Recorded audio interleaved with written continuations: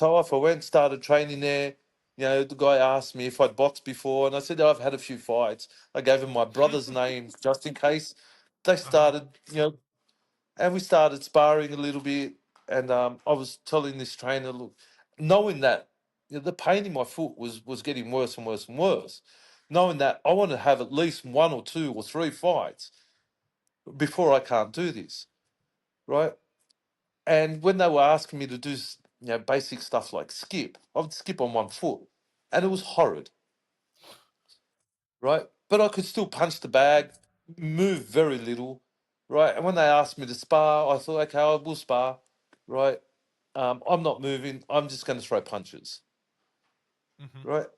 And the trainer there at the time, and he was a Mexican trainer, um, told me that I'm very, very, very heavy on my feet, and in his opinion, it's not smart for me to fight, Right. right? And I told him, look, I respect your opinion. I just don't agree with it. I want to fight. Right, so they threw me into an event that was in a local event in the Bronx, right, and I fought somebody that had, I think they had like 13 or 14 professional fights for 12 losses, a draw and a win, so they matched me up very appropriately, and I Mm-hmm. won that again, first round knockout, um, but I got hit a lot more than I'd ever gotten used to being hit before as a boxer, like. I wasn't a moving target. I was just a target. But I was ever so happy that, in theory, my brother won his first professional fight. Went back to the went back to the gym. Um, thought, okay, all I need to do is train a bit more, get a bit fitter, get a bit stronger. I haven't done this for so long, right? And I I weighed 86 kilos when I had that fight. Now, being on crutches for 2 odd years, my lats and my back were massive, right? So I was very Oh, of toned. course. Yeah. Yeah, I'm carrying that, my whole body weight.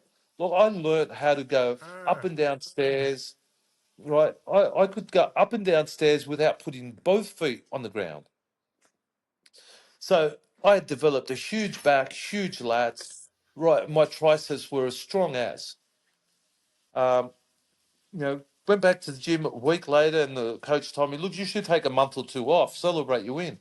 I go, "Yeah, no, it's not going to happen, right? I want to get back in the ring." Yep. So he gave me his evaluation of the fight. He goes, "You're very lucky. This person could not punch straight or hard, right?" And I said to him, I think you're being a bit harsh, knowing that he wasn't. And he goes, I go, "Look, I'll take on anyone in the gym, right?" I didn't know he had three world champs in there. Um, Oh, jeepers. so I sparred one of the middleweights, right? And I got bashed, absolutely bashed. I could not move fast enough. I couldn't, my hand speed wasn't good enough, right? My defense was shocking. They would move around me, right? And hit me at will, right? It only took 15 rounds of me being bashed because I refused to lose that I decided I better not do this. Wow. How hard was it to get to that position of going, I really can't do this. These guys are just creaming me. It, it was.